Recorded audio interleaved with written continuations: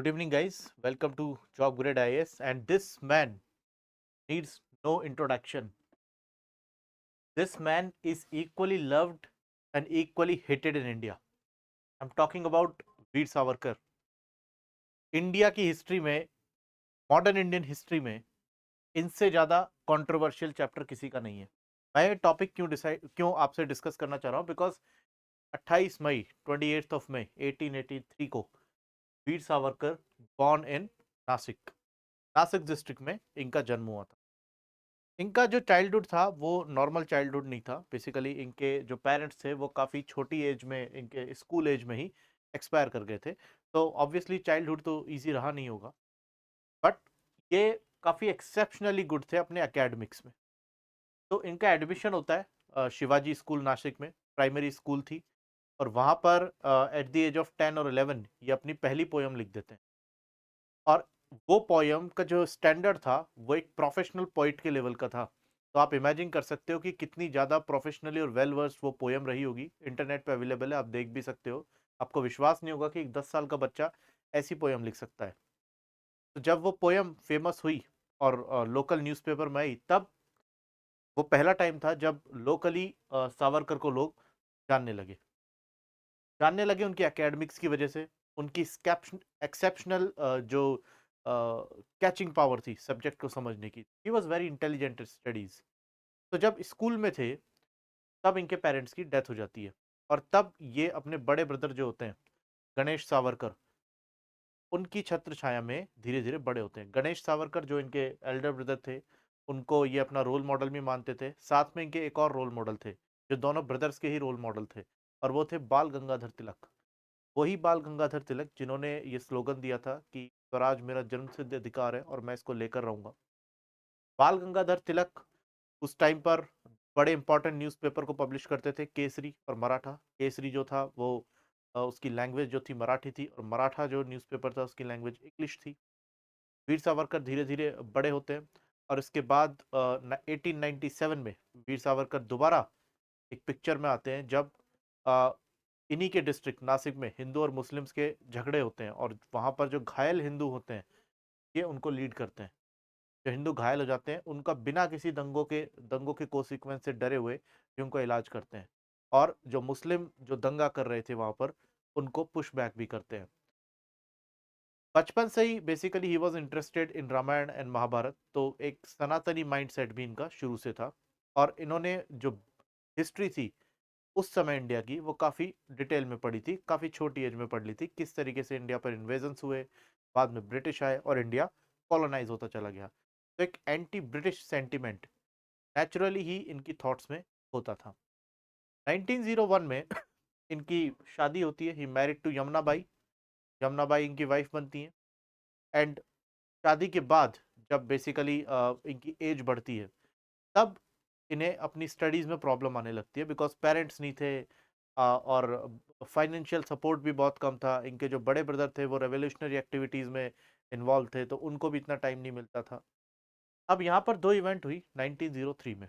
1903 में वीर सावरकर ने अपने बड़े भाई गणेश सावरकर के साथ मिलकर एक सीक्रेट सोसाइटी बनाई जिसका नाम था मित्र मेला। मित्र मेला का काम ये था कि बेसिकली जो ब्रिटिश ऑफिसर जो ऑपरेसिव मेजर्स लेते हैं इंडियंस के अगेंस्ट, जो इंडियंस को दबाते हैं, उनकी सारी सीक्रेट जानकारी जुटाना, उनको असैसिनेट करना, उन पे अटैक करना, उनमें एक डर बिठा देना कि हिंदुस्तान डरने वाला देश नहीं है। जो लोग उस समय, कुछ लोग पिटिशंस लगा रहे थे ब्रिटिश लोगों को, ब्रिटिश क्राउन को अपीज करने के लिए, खुश करने के लिए कि हमको खुश होकर के आज़ादी दे देंगे। सावरकर का वो आइडिया नहीं था। सावरकर रेवोल्यूशन में बिलीव रखते थे। अब बट इनका जो शौक था पढ़ाई का वो भी था, पोइट्री का भी इनको शौक था, एकेडमिक्स में और एक्सेल करना था। सावरकर चाहते थे कि वो लॉ की पढ़ाई करें, जिससे ब्रिटिश लॉ को सीख कर ही ब्रिटिश अथॉरिटी को चैलेंज कर सकें। यहाँ पर पिक्चर में आती है इनकी वाइफ यमुना बाई।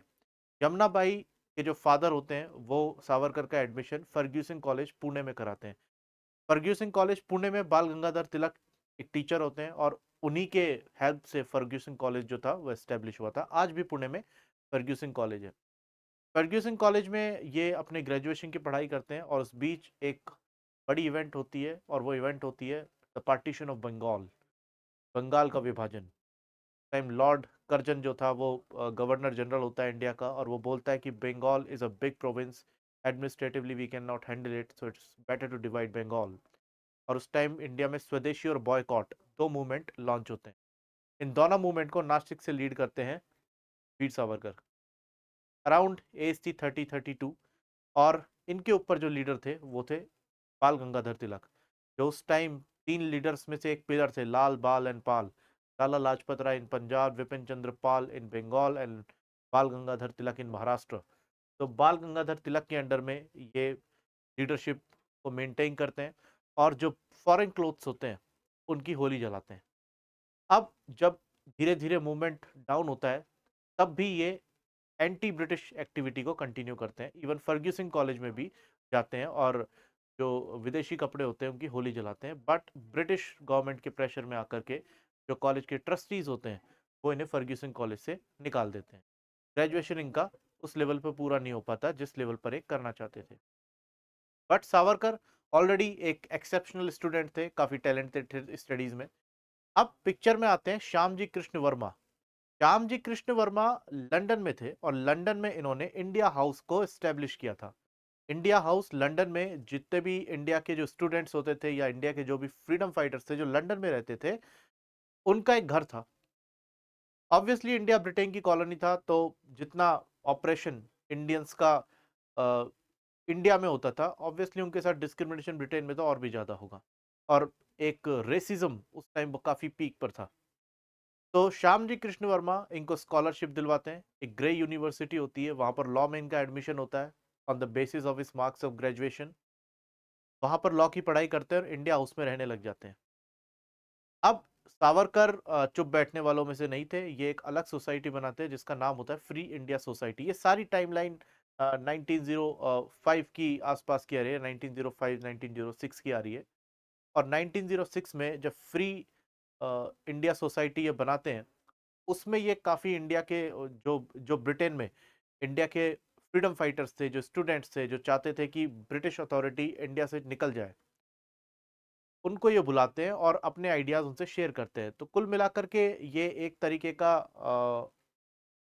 मीटिंग होती थी जिसमें सब अपने अपने आइडियाज शेयर करते थे। इसी बीच 1906 में मित्र मेला जो थी उसका नाम चेंज करके ये अभिनव भारत समाज कर देते हैं। अब यहाँ पर जब धीरे धीरे इनकी एक्टिविटीज बढ़ने लगती है, तब इनकी मुलाकात होती है ब्रिटेन में मदन लाल ढींगरा से। मदन लाल ढींगरा एक पंजाबी रेवोल्यूशनरी थे जो उस समय ब्रिटेन लंदन में ही थे। और जब बेसिकली इनकी मुलाकात होती है और उस बीच बाल गंगाधर तिलक भी जब अरेस्ट होते हैं, तब मदन लाल ढींगरा के साथ मिलकर एक प्लान बनाते हैं। और उस समय इंडिया जो सेक्रेटरी ऑफ इंडिया थे कर्जन वॉयली, उनके असिस्टेंट को गोली मार देते हैं Madan Lal Dhingra. Madan Lal Dhingra on the spot arrest हो जाते हैं। सावरकर को जब ये बात पता लगती है तो वो काफी समय के लिए छुप जाते हैं एक जगह पर खुद को बचाने के लिए, और आगे रेवोल्यूशनरीज को तैयार करने के लिए कि जब लीडर ही अंदर हो जाएगा तो फिर रेवोल्यूशन का मतलब ही क्या। बट ब्रिटिश पुलिस कहीं ना कहीं ये पता कर लेती है कि जो गन जिससे शूट किया था कर्जन वॉयली के असिस्टेंट को मदन लाल ढींगरा ने, वो गन जो थी वो बेसिकली इन्होंने सावरकर ने बनाई थी, सावरकर ने ही सप्लाई करवाई थी। On the other hand free India society के अंडर में सावरकर ने जो बॉम्ब बनाने के जो मैनुअल्स थे वो भी इंडिया पहुंचाए थे, जिससे कि जो ब्रिटिश अथॉरिटी है उसको चैलेंज किया जा सके एक आर्म रिबेलियन के थ्रू। ठीक है, क्योंकि 1878 में आर्म्स एक्ट आया था, और आर्म्स एक्ट का मतलब ये था कि 1857 का जो रिवॉल्ट हुआ था, ऐसा रिवॉल्ट दोबारा ना हो। इससे अच्छा है कि इंडियन से हथियार रखने की अथॉरिटी छीन लो। हथियार रखने के लिए लाइसेंस चाहिए होता था, और लाइसेंस ब्रिटिश अथॉरिटी जल्दी से देती नहीं थी। तो इस बात से सावरकर भी नाराज थे, विपिन चंद्र पाल भी नाराज थे जो सावरकर से भी काफी सीनियर लीडर थे। तो ये इन्हीं का आइडिया था कि नहीं, अगर हम हथियार रखने के लिए परमिट नहीं है तो हम खुद को प्रोटेक्ट करेंगे, उसके लिए अगर हमको हथियार चलाना पड़ा तो चलाएंगे। It has to be rightist.